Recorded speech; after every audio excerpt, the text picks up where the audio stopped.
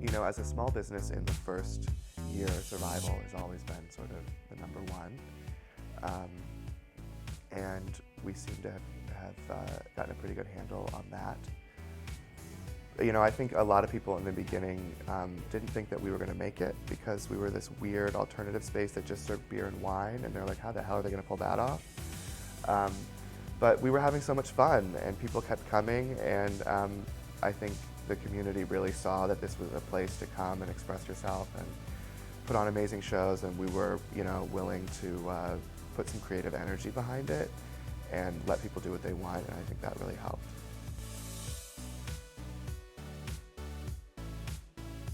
But being able to have a place where people can come, and whether it's drag or music or, you know, like our silly variety show is one of the favorite things that we do. But that's the most gratifying to me, is when we can actually facilitate artists making their work, giving them money, and then we can make a little money too, then everybody wins. And that's what, you know, the arts and entertainment are supposed to be about, I think.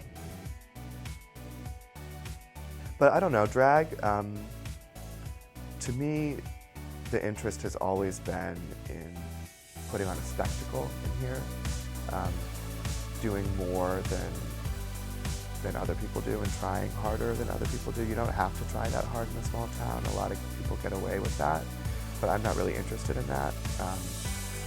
You know, I want to do things that people haven't seen before. I want to pull things off that people think we're crazy for trying. And, you know, as an extension of that, drag just naturally goes with that because it's such a celebration of the absurd and a celebration of the spectacle, the same way that most of our other shows are. Basically, my whole job is to make people, or get the people to perform, and make sure that these shows are, you know, worth coming to see. Drag brings people, and that's just it. I think the back door, in and of itself, brings people. I think it's a venue, and I think it's a great place to be. I think the moment where I become who I am is the moment I start to put the makeup on. The moment it becomes, because when we put our foundation on, our face is just completely blank at that moment, and it's a blank canvas. And I guess when you start to see it is when you start adding the cosmetics and adding those things on.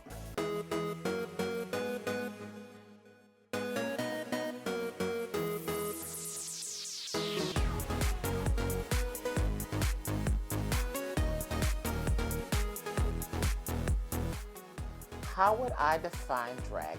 Drag, I believe, is a personal thing. It is what you define drag.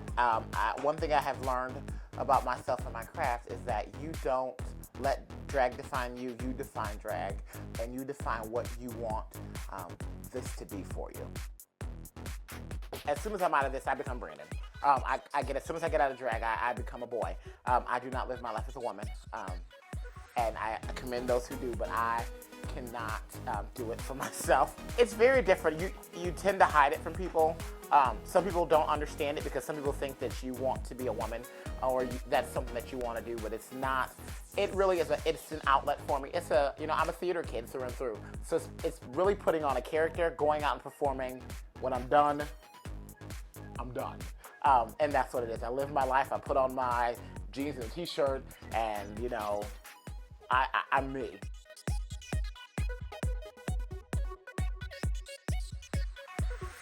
Most of us, before YouTube came out, because I'm older than the internet, so before YouTube came out, we all had mothers. I mean, somebody in the community steps up and takes you under their wing to help you, to show you how to do the makeup, to show you how to apply the, all of that stuff, where to get the body, what kind of makeup you should be using, that kind of stuff.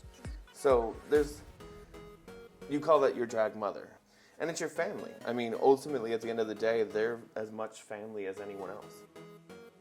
I went from a man in a dress to a performer, I feel like. I have a drag mother who started painting me, and it's just learning your face is trial and error. Anybody can paint you 50 million times. I could paint Argenta all day long. Somebody can paint me all day long, but no one knows your face like you do, and it just takes time and patience. and a lot of practice, like just figuring out what's for you. And even now, even though I feel like I have a look, my look constantly changes. Things that I like to use on my face constantly change because, you know, even with some makeup companies, they go out of stock with a certain brand that you've gotten used to. So you just kind of evolve and figure out what's best for you over time. I think it's always going to be building. I think ultimately for me, I always want to, because I want to be one of those queens that always pushes themselves, and I don't want to be, you know, I don't want to be one thing or another. I want to be able to evolve with the community. I mean, fashion evolves, all of these things evolve, and, you know, you have to evolve with it, or you're left behind. And I think there are some queens who go out there, and I never ever look at my face and think to myself, oh, it's perfect. I always find some flaw, you know, there's always something. And I look at some of these other queens and I'm like, oh, I wish I could paint like that girl, or, you know, and so you're constantly looking at different people and, you know, adjusting your art to it. You know, I will say this. If you really want to do it, make sure it's not just a hobby. Drag is very expensive. Drag takes a lot of time. Drag takes, it really is like birthing a baby.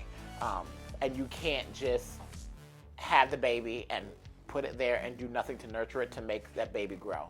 You can't just say, I'm a drag queen, and do nothing to make your career grow.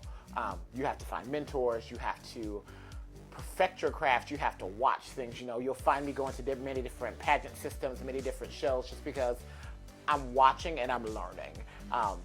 Because I want to be a better me, that's the biggest thing. So if I can tell anybody, watch, learn, and if you want to do this, make sure you give it a full commitment right from the beginning.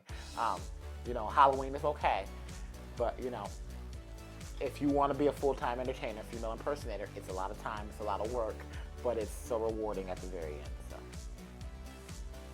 I think every single time I go out on stage, every time I go out on stage is the best experience. Every time somebody thinks, wow, or, you know, or comes up to me, I think the best experience is when somebody walks up to me when I'm outside, and I love to be out and talking to people when I'm in drag, especially if they're here, you know, making sure that they feel welcome and thank them, because, you know, you don't have to come here and you don't have to give me your money. But it's really important to me. I think anytime somebody walks up to me and says, hey, that was a great show, you know, or if it inspires somebody, I think those are all the best moments. Those are just good moments to me. I think the takeaway is this isn't art. This is not, we're not clowns. It's not, you know, the side freak show. You need to respect drag queens like you would respect any other person, an artist, you know, that kind of thing. Everyone that we have working for us is a creative in some sort of way, which is really important for us, because then they're really invested in not only in the establishment, but kind of in our mission to help other artists and to express themselves.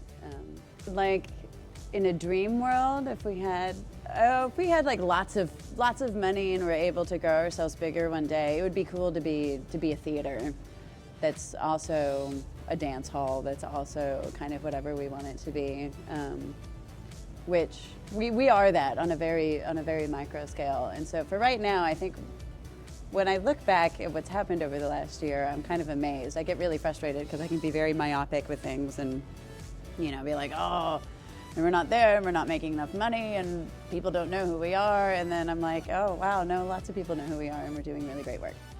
I mean, long-term goal is just being able to be an establishment that is known for having a really good time and for furthering the arts here in Bloomington.